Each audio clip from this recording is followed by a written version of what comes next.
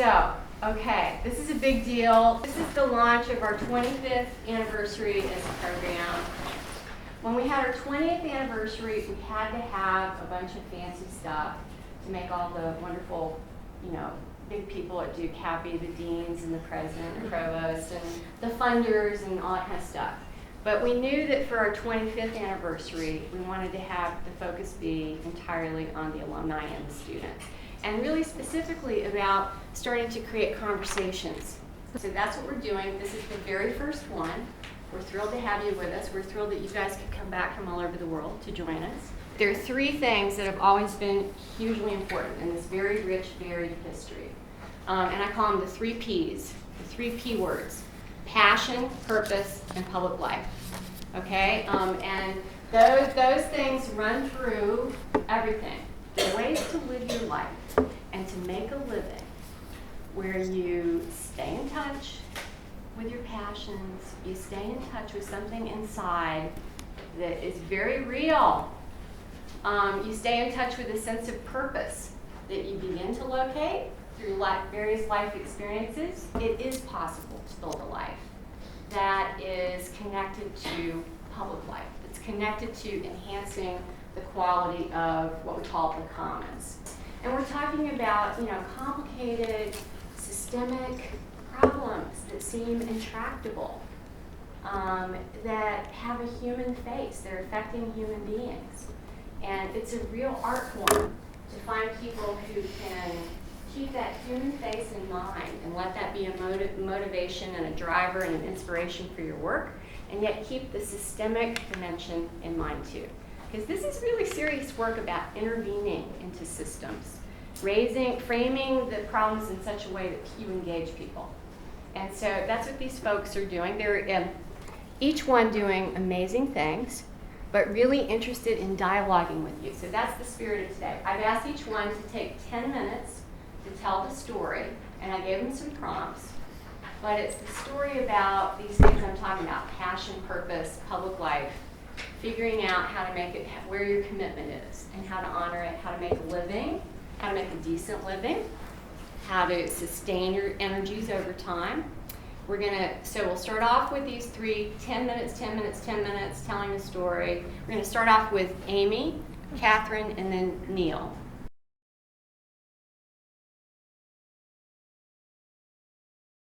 My freshman year, I came to Duke. I wanted to do a service program for my spring break when I was a freshman, and the only one that was available on campus at that time was run through the Duke Chapel. So I signed up for it. It was an ecumenical group. They provided service on a Native American reservation here in North Carolina, and we had an incredible experience during that week. And I came back and was extremely energized by it, again, brand new to Duke, and told a lot of people who were also very interested in it, and they said, oh, I would be interested, but I'm not sure I would necessarily want to do something with any kind of ecumenical component. And I thought, Duke needs to have an alternative spring break program. Why doesn't it do that? Other schools around the nation are doing this. And so I asked around. I had a work-study job at the Community Service Center, and they said, yeah, that sounds great. You could easily create that, but you need to find a faculty sponsor. Again, imagine yourself as 18 and a freshman at Duke trying to navigate all these things. And I said, who would I talk to about this? And the Community Service Center said, there's this guy, Bob Korstad. And if you go find him, I bet you can get him to say yes. And maybe he would sign off and be a faculty advisor onto this course. And that was where it started. So I literally showed up at Bob Korstad's door. He probably doesn't remember this, but I showed up and said, I'm Amy Hepburn. I would like to teach a course on housing and homelessness and lead a service spring break program in conjunction with NCCU here in Durham, in Atlanta, and do service together on our spring break. And that was sort of the beginning of what eventually became Break for a Change. In many regards, my Hart Leadership experience just built, and I became committed and passionate and optimistic that I could make a life out of what I loved, which was creating a purpose-driven life. So from there, again, I was more interested in sort of domestic issues. So my senior year, I'll fast forward to my senior year, I stumbled into a class by someone I had heard was an excellent teacher and very interesting, and it was called The Effects of War on Children, and it was taught by Dr. Kirk Felsman and a colleague that he was bringing in for the time, Jerry Solol.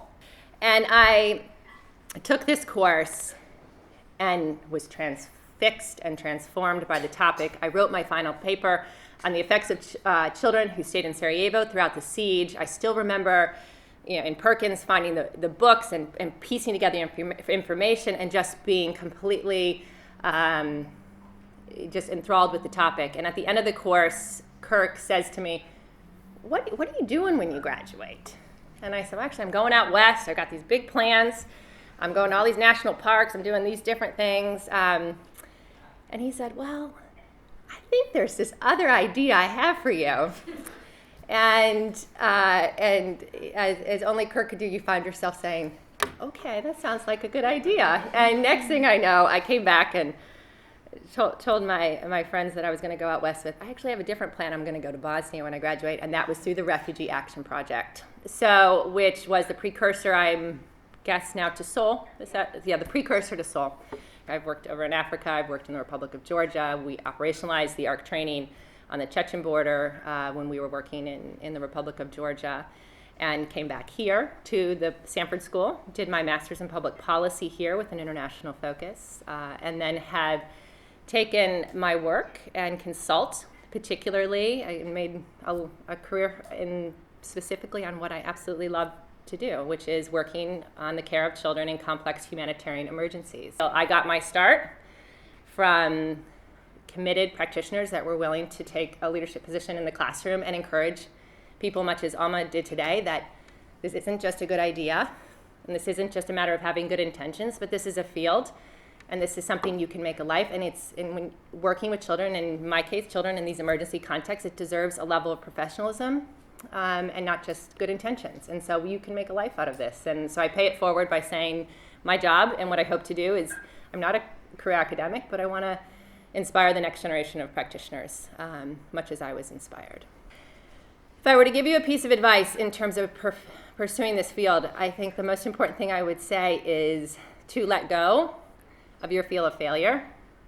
Because I think that, particularly in this environment with Duke, and I know for many of you, in order to get to Duke, you had to be pretty perfect in order to get here. And I know that there is a culture that existed when I was there, and I know it exists now, of what you refer to as effortless perfection, that you're all supposed to be perfect and it's all supposed to appear effortless. And I think this concept of feeling limited by your fear of not taking a risk or failing really limits you and limits your opportunities for growth. So if there's one piece of advice I can tell you in terms of looking back, it's to take a chance, try something, step out of your comfort zone, reach a little further than you think you can, and know that actually in failure, in making mistakes, in things not happening exactly as you planned them to be, or as someone who might be counseling you thinks they should be, is really where your best opportunities, professionally and personally in your life, are going to happen. They are. And there's not a person who has achieved any level of success that will tell you they did it without experiencing setbacks and failures and disappointments and taken a field assignment and said, wow, I can't quite cut this. Or tried a job and said, this is not what I want. So I think it's really, you need, in this culture which tells you to be perfect, I'm telling you, it's okay to fail. Okay? It's okay to fail, and you need to fail, and you're only going to fail by taking a chance. So that would be my words of wisdom. Great.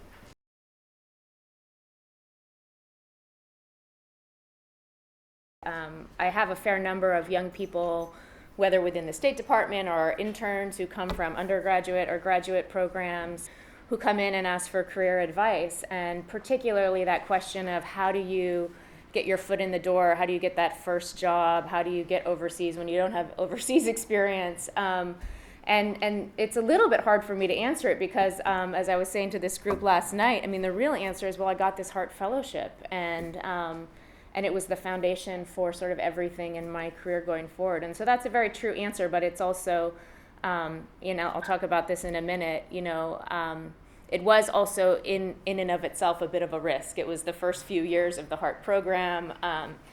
I actually waited a year before my fellowship worked out. I was supposed to go somewhere after graduation, and that fell through, and I had to wait sort of another year for another placement to come together. So there are parts of even doing the Hart Fellowship that were a bit risky, but ultimately again, absolutely foundational, and so I'm just happy to be here to be able to share a little bit and hopefully some advice that helps you going forward.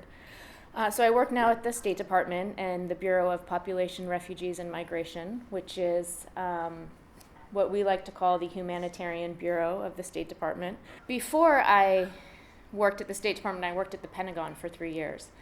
And I worked also on Africa policy there as well. And for many people in my life, that was seen as sort of a strange shift, because before I came to Washington and joined the Obama administration and worked for government, I was essentially an aid worker, and my specialization was child protection. There was really a connective thread there, and that's because when I sort of reflect and think about my passions, there are two things, and one of them is the impact of war and conflict on people and children specifically, but also really this fascination with foreign policy. And so I have somehow been able to create a career where I've been able to do both.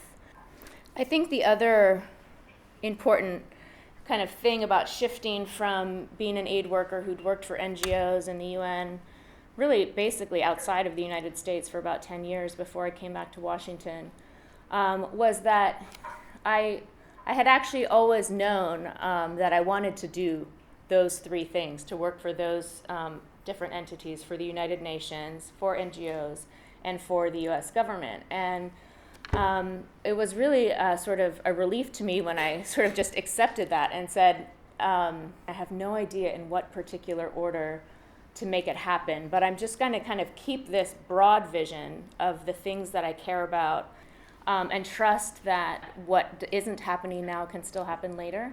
And I think that's a really important part of my advice. When you look at all of our bios, they look like this sort of nice progression, from one thing to the next, and it all kind of adds up in perspective to something that looks pretty great. And my career's been great. I'm so grateful for all the different things I've had to do. But what that masks are all of those points along the way when you were so uncertain about what came next, all the jobs you didn't get that you applied for.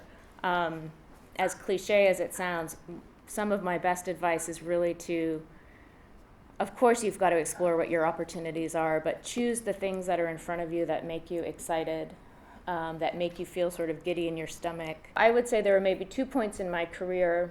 Probably one was after grad school, getting my first job after grad school, and the second one was when I came to Washington, where I really had to put a lot of effort into sort of a new start and interviewing for a number of different jobs and doing extensive networking. All of the other ones along the way were so naturally born out of relationships that I had formed and people I met just in the course of doing things which were exciting and interesting to me. You can't plan it from the beginning, but you have the opportunity to make choices along the way and adjust. So now, and after this, we're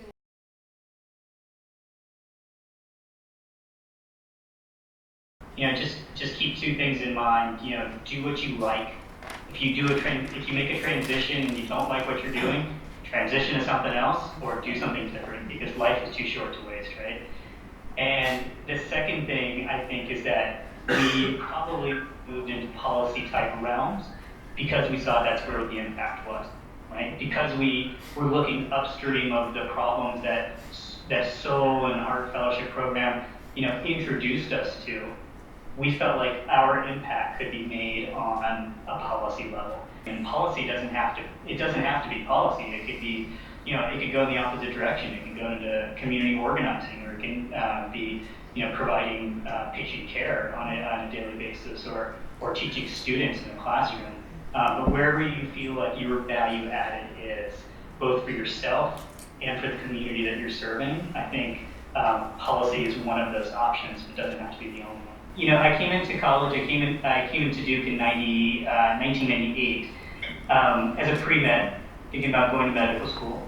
I was interested academically in things like neuroscience and psychology. But I think the best twist of fate for me was that my roommate signed up for a credit card and got a free lifetime subscription to the New York Times that showed up on our doorstep every day.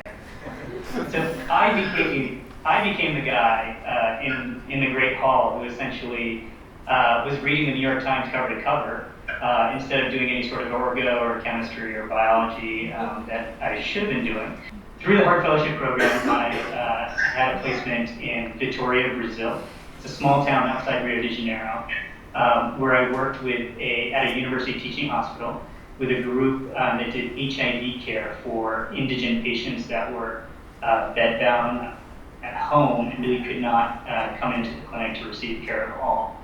Through that experience, watching those patients struggle, watching those patients die, watching the team struggle through providing care to patients that were taking 16, 20 pills a day, I really started to understand the social determinants of health. And I think it was really understanding the root causes of disease, the social, political, economic causes of what makes people ill, and the structural violence that's going around all around them every day. That really set me on the trajectory for my career today. So I have a lot to thank the Hart Leadership Program for. So when I came back, I went to medical school at UPenn, and then I went to, at UPenn I did a couple of experiences in northern Uganda, which Catherine was referencing a couple, and was extremely interested in populations in transition and what care is like for communities in a war-torn setting or a post-conflict setting. After med school, I went to the Brigham and Women's Hospital to do a residency in internal medicine and pediatrics. So I was in residency for 5 years. I was able to do a master's in public health. And I spent half of my residency time where I should have been in Boston, slaving away on the wards. I had the good fortune of hooking up with Partners in Health team out in Rwanda. So I am still speaking to you from Rwanda. It turns out that was a good experience, as you can tell. I stayed on after residency to direct our HIV programs, and now I direct our clinical programming overall. So when we first came in 2005, there wasn't a single person in the province that I'm living in now, called the Eastern Province of Rwanda, about 1 million people living here. Not a single one had access to HIV care. HIV is different now. Prevention of mother-to-child transmission of HIV is different now. We know that we can treat HIV with one medication once a day. And using that model of what we were able to provide in Rwanda, now we're pushing that into other areas. We're pushing that into cancer care. We're pushing that into neonatology. You know, the highest rate of death of children under 5 is actually within the first 30 days of life. We want to understand why, and we want to treat those underlying causes, whether those are medical, whether those are social, whether those are economic, whether those are political. And we see that as a spectrum, as a holistic approach to the wellness of communities in Rwanda. So the reason that I was able to become interested and learn about all of those different areas, I think, was my time reading the New York Times and The Economist my freshman year in the Great Hall. I think it was early on meeting the people that really transformed my worldview in a society that was globalizing rapidly. And it was essentially the Stanford Institute and the Hart Leadership Program that was able to get me out of that Duke, and I think they probably still call it the Duke bubble, with walls around the campus, literal walls that I think, encourage students to stay in that bubble. And the Hart Leadership Program really gets you out. And I have to really be grateful that I was able to come across Alumni that inspired me to do so. The most important thing that I learned was patience, and the importance of patience in working with communities that are not your own, and patience in building solidarity, minute after minute, day after day, year after year, even if that's what it takes, in order to build trust in what you're doing and how you want to improve the communities that you're working with. That could be your own community, that could be Durham, that could be the Eastern Province of Rwanda, that could be Northern Uganda, it could be anywhere. But really taking that time to just be present, to just be there for people, to learn languages, to know how to give directions, to just learning the topography and political climate and financial situation and housing conditions that are really what drives not only healthcare outcomes, which I've been focusing a lot, but on life outcomes, we should say, and quality of life for people that we hope to all serve. So I just want to end that by saying I'm super jealous. You get to do all of this. Again, I would give anything to go back and be back at Duke, be back in the Stanford Institute, and be able to do this all over again. Although I wouldn't change a thing, because I'd have to argue with Amy and Catherine that I actually have the best job in the world. I wouldn't give it up for anything. And I have a lot to thank the Hart Leadership Program for.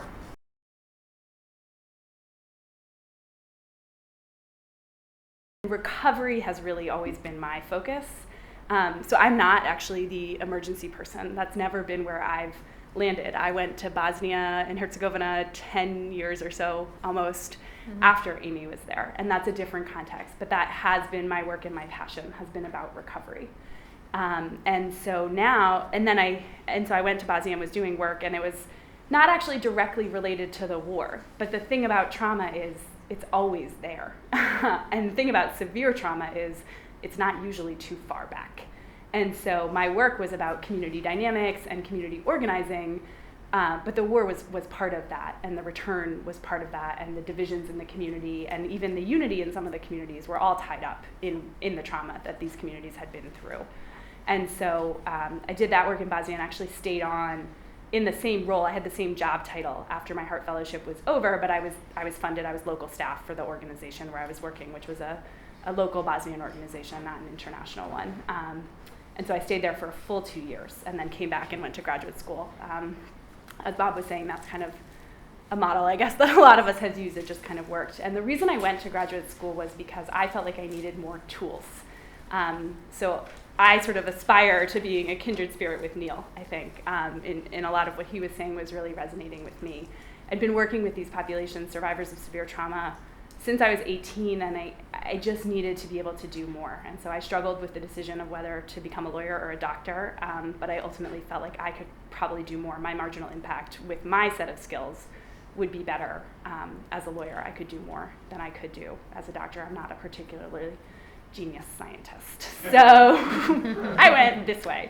And so I became a lawyer, though I didn't actually intend to become as much of a lawyer as I am. I went to law school because I thought I needed to go to law school, but I did a joint degree and I did a master's in public policy at the same time. And when I started, I thought I was going to come out and really use my master's degree much more and just kind of have the law thing in the background to allow me to engage particularly in judicial reform, because as somebody who focuses on recovery, that's a really important piece. But it turns out that I got this great training in my law school clinic, working with survivors of trauma here in the United States. And it turns out if you're willing to work really hard and be a really creative lawyer, the law can be a powerful thing. And I had underestimated that before I had the experiences I got in law school. And so I realized that for me, I needed to be much more of a lawyer than I ever intended to be, at least for a while. And I needed to use those skills and that creativity for people who really, as Neil was saying, people really deserve a good doctor. They deserve an excellent doctor. And my clients deserve an excellent lawyer. And I want to be that for them every day. After everything they have been through, at the very least, they deserve an excellent lawyer. My bio maybe doesn't look that linear, and there are definitely really important failures that got me to where I am now, including that got me to the Hart Fellowship. And so I think talking about failure and admitting that failure is a really important part of doing good work is really, really important. Embrace it. You're gonna fail if you're gonna succeed, or else you're gonna be kind of mediocre. So you gotta embrace it, or it's never gonna get off the ground. For me, one of the real common threads actually is the oral history component. As crazy as it sounds, in my work, the most important piece of evidence that most of my clients submit as part of their legal cases is their own statement. But it's something that we write together. And depending on the complexity of the case, it takes anywhere between 12 and probably 35 2-ish hour interviews with me together for us to construct a proper statement that's really going to tell her story, that I'm going to be able to fit into the framework of the law, which frankly my clients' lives don't usually fit into that well. That's why they're my clients and not somebody else's. And also preserve it as her story. Because in my first meeting with a client, I tell her, this is your case and not mine. And it will be your case from start to finish. And that's really important. And that's an angle that I think I got from Bob and from my training here and from the Hart Fellowship in terms of thinking about storytelling. And there's a particular set of challenges around telling stories, and there's another whole set of challenges around using stories. And those challenges are really important, and a lot of people don't pay attention to them.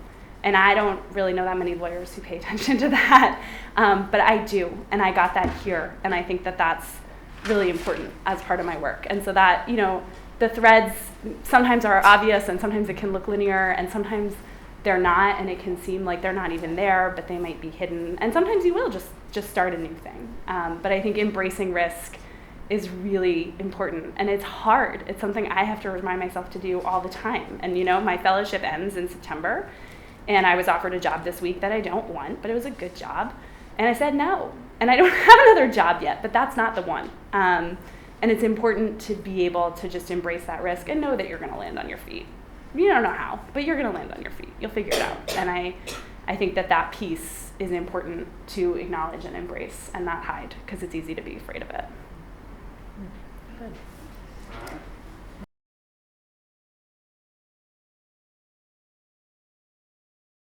So I currently am a teacher because teaching has been so powerful for me. I teach at the United World College, which is an interesting, it's a really strange school, one of 12, where I have students from about 70 different countries who are on scholarship for their last 2 years before high school. And then a lot of them come on to amazing places like Duke, which is how I found out about it to start with, because an amazing classmate in my Humanitarian Challenges program was a UWC graduate, and I was just astounded at the wisdom she brought coming in to this place. And so it was immediately on my radar, somewhere that I was interested in, and now I get to work with those students and tell their story and help them think more creatively about how to create a more peaceful world, how to overcome cultural conflict. So I love my job in the community that I'm a part of. I got there teaching environmental science because that's what I majored in. I sort of skirted the line between the sciences and the Stanford School, and they were able to find me a Hart Fellowship that continued to do the same thing, and I keep sort of jumping back and forth, and probably going to jump a couple times still, including now I don't teach any environmental science. I teach a sort of a theory of knowledge philosophy course. I do college counseling, photography workshops, whatever seems really like a fun, interesting thing to do. Before that, I taught for 3 years on the Zuni Reservation. I started through Teach for America. I have very, very complicated feelings about that, but it turned me into an educator. It turned me into an activist about Native communities. It also taught me that I needed to be a better educator than I was before I could really accomplish things there. And so if we talk about failure, there was a huge amount of failure there, and it's somewhere I'd like to go back to when I think I can fail a little bit less. And then before that, I was a Hart Fellow in the Philippines. So I was placed with a community-based conservation group, and in terms of my service to the organization, I helped set up GIS programs. I did a lot of work around law enforcement, and one of the things I got out of the Hart Fellowship that I really appreciated was realizing what academic work could really be. I wrote an undergraduate thesis that I hope no one ever reads. But the work I did for my Hart Fellowship, I'm immensely proud of, and that's where I actually learned what it meant to get into the literature and to do academic writing that actually had some kind of purpose and that felt meaningful to me. And I still haven't quite figured out where that goes. Master's of Education is probably not the last educational experience I'll have, but that was really powerful for me. So I think about humanitarian challenges, and now as I'm advising students who are writing human rights essays, and drawing from those, and the fact that I'm at UWC is through that. I was really involved with Project Wild here, and then through Tony Brown's group, and the advice of this UWC graduate, I started a Project Wild trip for students in the Durham community, which put me in touch with Durham public school teachers, which made me realize what public education could be, which then got me on the track towards teaching. My Hart advisor, the student who was running at Seema Parkesh, was a UWC graduate, and so when we were writing back and forth all of these letters, we talked about UWC and once I became a teacher, I knew this was somewhere I wanted to teach. That sounds much more linear than it is. Documentary studies is another thing that was a huge part of my experience here, and something that I try to pull in pretty frequently. We've talked about it. It's what got me out of the bubble of Duke to start with. I'm not proud of what I did with my undergrad thesis, but my senior doc studies project, where I was at there's a little jazz cafe in the No Bookstore down by NC Central, and just going off campus every week into this community where people would get up and say Black Power, and everyone stood up and said Black Power. And I sat there and went, okay. Everyone's cool with me being here, all right. I can do this. And that experience, I think, has transferred in so many different ways. And I try to get my own students doing documentary work when I didn't feel like I could photograph in Zuni, where I was living, out of issues of cultural respect. So I had my students build cameras and had them go and do the photography. So yeah, I mean, I guess I'm trying to think through the narrative and what lessons to draw out of it, and to echo what all of these folks have said. It's not linear, but take every opportunity you get, and whatever you're passionate about and you have energy for, it pops up in unexpected and wonderful ways. Finding ways to take your passions and adapt them to whatever situation you're in is, I think, invaluable. So that's, I guess those are two of my points, is take every opportunity you've got, find ways to insert your passions into whatever you're doing. And I guess the last thing is that I don't think I've been able in any way to commit to a particular career path, but the one thing I think I have been able to commit to is that I'm going to do things where I can live my values.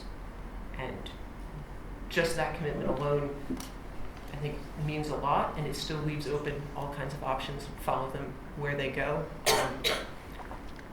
Just thinking about some research I read recently about money, and that if you decide that making a lot of money matters to you, it will affect your happiness, but if you don't, it doesn't seem to be all that important.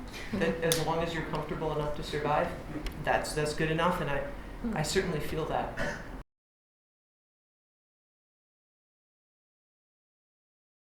To be quite honest, I haven't done very much besides attend law school since leaving the Mercy Center in Bangkok, Thailand in 2010. So I think I will focus my remarks on the Mercy Center itself and some of the lessons that have stayed with me and I think continue to shape and color my experiences in law school. I think in order to make any sense at all, I should start off with sense of place. So the Mercy Center is a large foundation located in the squatter slums in central Bangkok. The neighborhood in which the Mercy Center sits and where I lived for 10 months is the somewhat notorious neighborhood of Jetsi. It is totally normal for a motorbike or a taxi to refuse to take you to Jetsi at night. And it is not abnormal for a drunk stranger to end up, passed out on your doorstep, or to go down the street and see someone half-dressed and inhaling glue from a plastic bag. Those are normal things. That said, I lived in the middle of the slum and quite literally next door to a 7-Eleven. I lived on the same street as an apparent drug lord with a really nice Benz in the front yard. So Jetsi is today a very strange place to live, which makes Mercy Center a strange place to work, honestly. The center is known, for example, to buy and bribe when necessary. A case of whiskey to secure the fair treatment of a juvenile at a police precinct. These are not unheard of things there. Mercy's very existence in the slums is illicit in the sense that our main buildings are constructed on Port Authority land. The story goes that during construction, Father Joe received a cease and desist letter from the Port Authority telling us to basically pack up within 90 days. So this was actually code for finish building in 90 days because we cannot look the other way for very much longer than that. So that's the story anyway, according to Father Joe, which is to say I actually don't know how accurate it is. That's not a knock on Father Joe, but that is a major restatement of probably what was my first lesson at the Mercy Center, and that is When stories are a kind of currency, and I tend to think at thousands of NGOs dependent on donor dollars, stories are a currency. When stories are a currency, the accuracy of any particular story tends to be sort of subordinated in favor of what purpose that story immediately serves and for whom. So the problem, of course, is things can get very weird for the people sort of in the middle.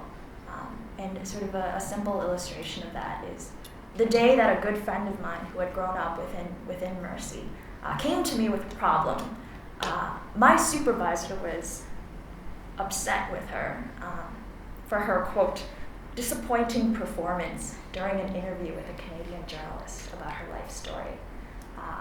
My friend handed to me the written version of the story that had been provided to the journalist prior to the interview. It had been written by Father Joe or somebody else. And after reading it, I realized the problem was the story wasn't exactly true. It wasn't accurate. The abuse, the cigarette burns, the fact that her sister had been repeatedly raped and infected with AIDS and impregnated by her rapist. These things were all true, but somehow the details had been spun in such a way that she herself in the story was unrecognizable. And so during the interview, she felt trepidation about offering too many details because she was afraid of contradicting the original storyteller's story. And so this episode is really stuck in my head because it reminds me that even though no one set out to lie about her story, and I really doubt that anybody even set out to embellish her story because the facts were brutal as is, what had happened was, in the process of commercializing her story, in order to reach out to donors, who would in turn help sustain the foundation that had helped her, she had been kind of robbed of her ability to tell her story, and she had been burdened by it in sort of a new and perverse way. I think I hold the somewhat unconventional view that it's really important to take things personally when you are an outsider sent into a community of which you have no real prior knowledge. When I say take things personally, I don't mean that your research shouldn't be objective. I mean that you should be invested in ways that go beyond the professional, that go beyond its implications, for example, for your career. I was really fortunate in that I became incredibly close to two girls who had lived within Mercy, grown up within Mercy, and were around my age. And so I was able to see Mercy Center from their perspective. I was able to see what worked and what didn't from their perspective, and that really affected my opinion, my understanding of what Mercy did well and what Mercy did badly. I really appreciated the remarks several people made about optimal service. And by that I mean, I think Neil, he mentioned providing preferential care options for patients.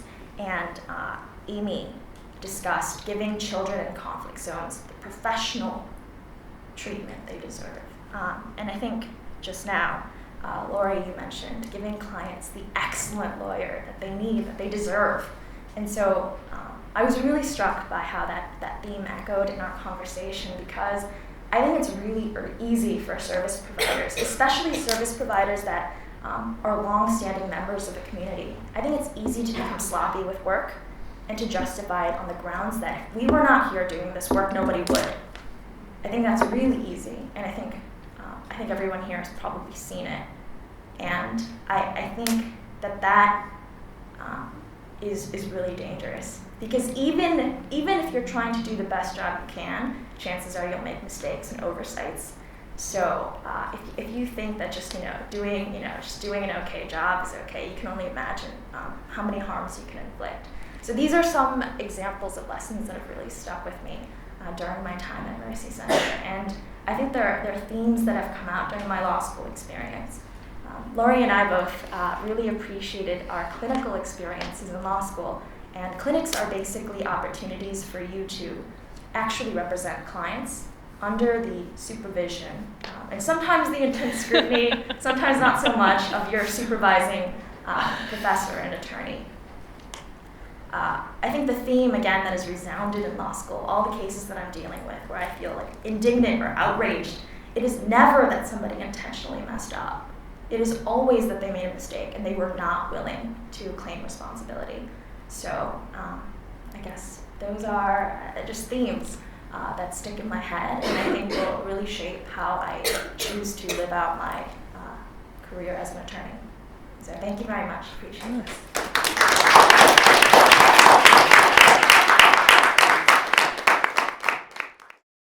Let's see. Okay, so we're going to have at least four alumni gatherings next year. The first one's going to be in the fall, and stay tuned for more. It's going to be the weekend of October 11th through 12th. Tony Brown is coordinating that, and he wanted to be here today, but his family had a surprise 70th birthday party for him. So we actually thought he was coming, and then they kept him from coming. They came in from all over the country. But he's going to organize this. It's going to be by invitation only. It'll be about 50 people. It'll be here in Rhodes. Of course, this is Tony. Those of you who know Tony, here's the way he described it. What and how. Engage the participants before the weekend in defining a specific complex social problem that a group of talented, knowledgeable people can solve. This is Tony, can solve in one day. It's Tony, okay? And use the World Cafe process. I mean, he'll do it, okay? That's what I mean, okay? They'll do it. The group is going to do this, actually. Use the World Cafe process, which is a dialogue process, on Friday evening and Saturday morning to solve the problem. Attend the football game on Saturday, and end with a social dinner on Saturday night. So you probably have about maybe 4 hours to do this, but it's going to happen. Tony isn't, am I right, Grace? If Tony is coordinating this, it's going to happen. You know, it's the only. Okay, so that's going to be in the fall, and then we're going to have some other. Every gathering will be thematically, related. It'll make sense, but you'll be hearing more about this. Okay.